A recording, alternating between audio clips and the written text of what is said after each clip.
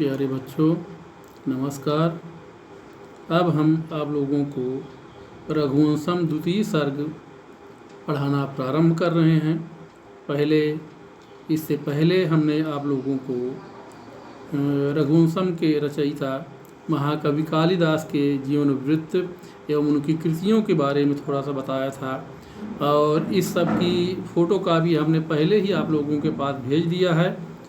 और अब रघुवंशम द्वितीय सर्ग प्रारंभ करने से पहले थोड़ा सा द्वितीय सर्ग का सारांश आप लोगों को जान लेना आवश्यक है।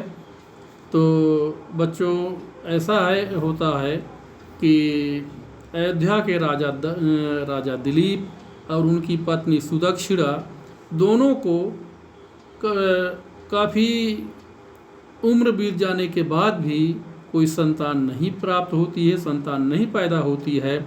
तो संतान न होने के कारण वो दुखी होते हैं और अपने कुल गुरु वशिष्ठ के आश्रम में जाते हैं।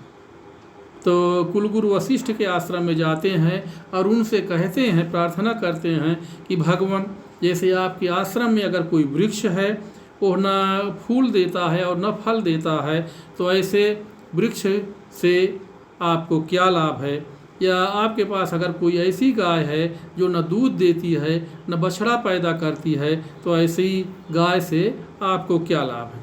इस तरह से उन्होंने प्रार्थना किया कि भगवान, मेरे पास कोई संतान नहीं है, मेरी प्रार्थना है कि आप मुझे आशीर्वाद दें कि मेरे कोई संतान पैदा हो जाए।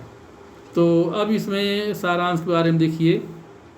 तो मनु के वंश में उत्पन्न राजा दिलीप कुलगुरु वशिष्ठ की आज्ञा अनुसार संतान प्राप्ति की अभिलाषा से कामधेनु की पुत्री नंदिनी गाय की सेवा में प्रवृत्त हुए। यानी जब राजा दिलीप ने वशिष्ठ से प्रार्थना किया कि भगवान, मुझे आप संतान प्राप्ति का आशीर्वाद दें, तो उन्होंने राजा दिलीप से कहा कि ऐसा है, मेरे पास एक नंदिनी नाम की गाय है, आप उसकी सेवा करिए, और जब आपकी सेवा से वो प्रसन्न हो जाएगी तब वो आशीर्वाद देगी, तो आपको संतान प्राप्त होगी।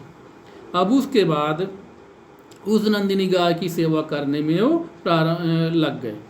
तो प्रातः काल होते ही जब रानी सुदक्षिणा नंदिनी गाय की पूजा कर चुकी और उसका बछड़ा दूध पी चुका, तब राजा दिलीप ने नंदिनी को जंगल में चरने के लिए छोड़ दिया। यानी राजा दिलीप नंदिनी को जंगल में चरने के लिए छोड़ दिया और वो नंदिनी गाय के पीछे पीछे केवल चलते थे। नंदिनी गाय को किसी तरफ जाने से रोकते नहीं थे, अपनी इच्छा के अनुसार वो नंदिनी गाय जाती थी और स्वयं उसके पीछे पीछे चल पड़े।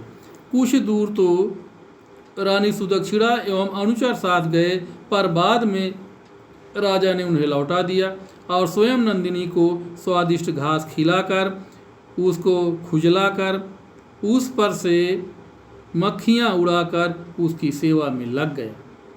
जब गाय खड़ी होती थी तब राजा भी खड़ा हो जाता था, यानी राजा दिलीप भी खड़े हो जाते थे। जब वह नंदिनी गाय बैठ जाती थी तो राजा भी बैठ जाते थे, और जब वह जल पीती थी तो राजा भी जल पीने के इच्छुक हो जाया करते थे। इस प्रकार छाया की तरह गाय के पीछे पीछे चलते हुए राजा दिलीप उस नंदिनी गाय की सेवा करने लग गए। अब आगे देखिए, राजा को गाय की सेवा करते करते 21 दिन बीत गए। यानी राजा दिलीप 21 दिन तक नंदिनी गाय की सेवा किए।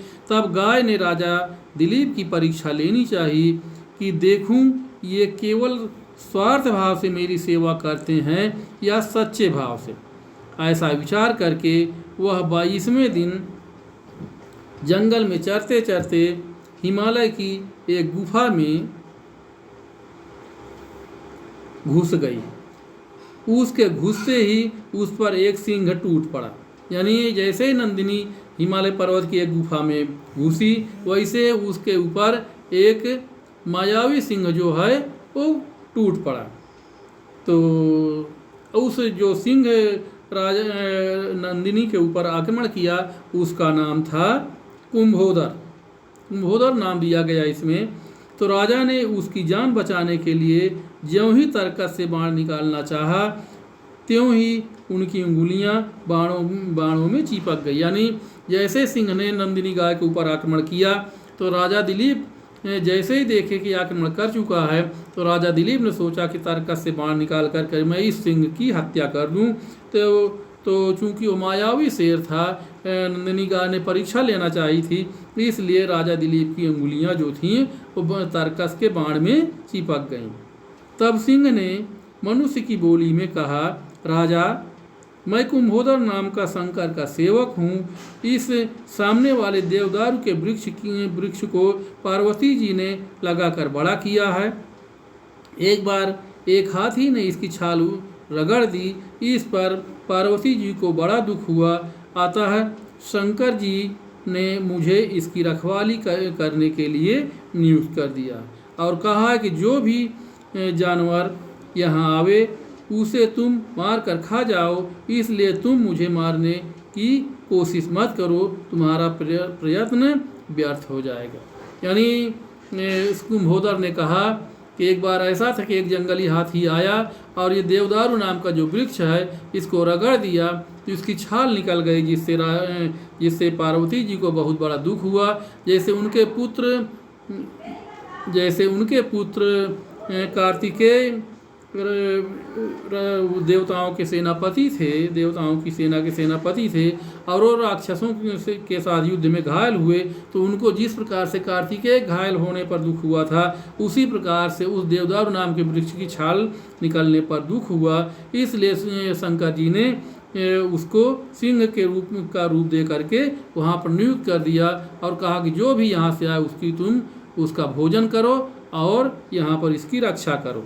तब राजा ने कहा, तुम अपनी भूख मिटाने के लिए मुझे खा डालो, लेकिन इस गाय को छोड़ दो। राजा दिलीप ने कहा, तुम मुझे ही खा लो, लेकिन इस नंदिनी गाय को छोड़ दो। सिंह ने कहा, राजन, तुम बड़े मूर्ख मालूम होते हो, क्योंकि एक छोटी सी गाय के लिए अपना प्राण गंवा रहे हो, अपना सारा राज्य चौपट करना चाहते हो। यदि जीवित रहोगे तो अनेक गायों की रक्षा कर सकते हो। यानी कुंभोदर ने कहा कि तुम चाहो तो इस तरह की हजारों गायें ऋषि वशिष्ठ को दे सकते हो और इस नंदिनी गाय को मुझे खा लेने दो। तो राजा ने एक न सुनी। सिंह राजा को खाने के लिए तैयार हो गया और राजा की उंगलियां छूट गईं। यानी जब शेर कुंभोदर नाम का शेर कहा कि चलो ठीक है, अब मैं तुम्हें ही खाऊंगा और इस नंदिनी गाय को छोड़ दूंगा, तब राजा दिलीप की जो उंगलियां तरकस के बाण में चिपकी हुई थीं वो छूट गईं और ज्यों ही वे सिंह के सामने अपने को समर्पण करने के लिए बैठे, त्यों ही देवताओं ने उनके ऊपर फूलों की वर्षा कर दी और उनको मधुर वचन सुनाई पड़े। उठो बेटा, मैं तुमसे प्रसन्न हूँ, वर मांगो, ऐसा नंदिनी गाय ने कहा।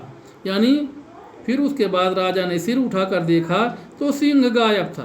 तब नंदिनी ने मनुष्य की बोली में कहा, राजन, मैं तुम्हारी परीक्षा ले रही थी, अब मैं तुमसे प्रसन्न हूँ, तुम मन चाहा वरदान मांगो। राजा ने कहा, मेरा ऐसा पुत्र हो जो मेरे वंश को चलाने वाला हो।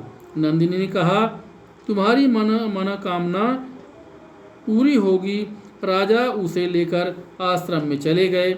वशिष्ठ जी ने गो सेवा का व्रत पूरा किया जानकर राजा और रानी को आशीर्वाद दिया और उन्हें अयोध्या के लिए विदा किया।